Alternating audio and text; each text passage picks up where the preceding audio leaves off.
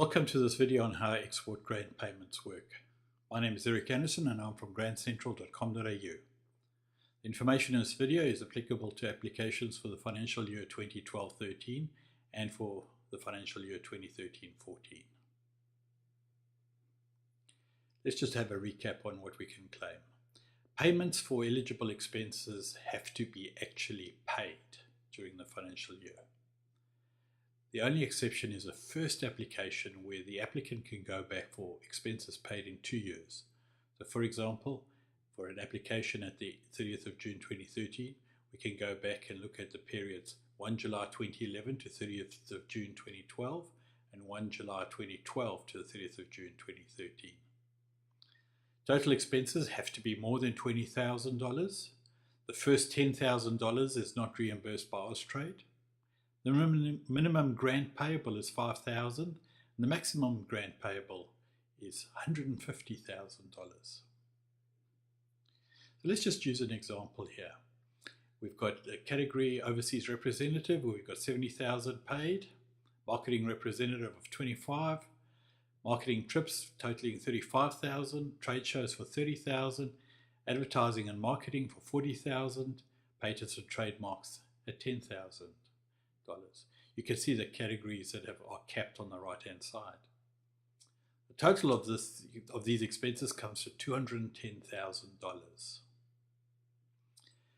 So first of all we have to subtract the $10,000 which Austrade doesn't reimburse. So then the grant is calculated at $200,000 at 50% will give you $100,000. For your first 2 applications, that's the end of the calculation. You'll get $100,000. Payment is made in 2 installments. The first tranche payment, which is currently $60,000, is usually within 4 weeks of the audit.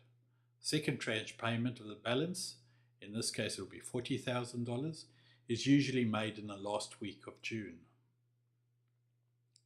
For applicants who have received at least 2 grants previously, the calculation now has a further revenue component. From the 3rd grant year, the grant payable is a lesser of the expenses calculation as discussed earlier and a percentage of your export revenue received calculated on a sliding scale. So in year 3 it's 40%, year 4 20%, year 5 10%, year 6 7.5%, and year 7 5%. If there's ever an 8th year, which it has been and which could possibly come in a couple of years' time, that calculation will also be at 5%. So then, using the previous example, we've got the expense amount of $210,000. The calculation will be done based on that, will be $100,000. We have a similar revenue for each year of $1.5 million. That's $1.5 million actually received into our bank accounts. The next column is a percentage, 40, 20, 10, 7.5, 5, and 5. So if we do that calculation, the revenue times the percentage, we get the grant calculation in the B. So going down, 600, 300,000, 150,000, $112,500, 75 and 75,000. So remember, the grant paid is a lesser of grant calculation A and grant calculation B. So in year 3, we have $100,000 paid. Year 4, we have $100,000 against the $300,000. So it's a lesser of the $300,000 is a potential payment, would give us $100,000.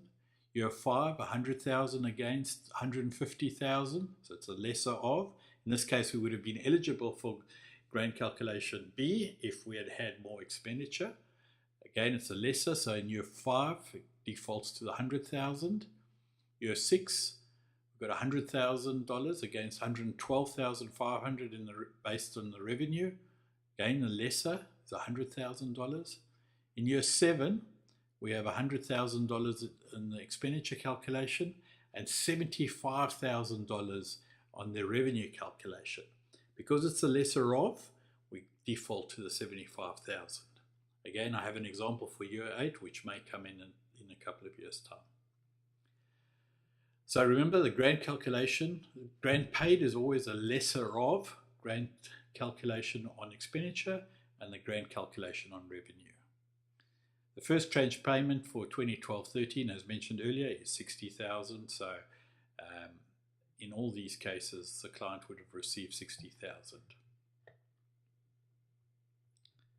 If you have any further questions on how export grant payments work, please don't hesitate to contact me on the following contact details.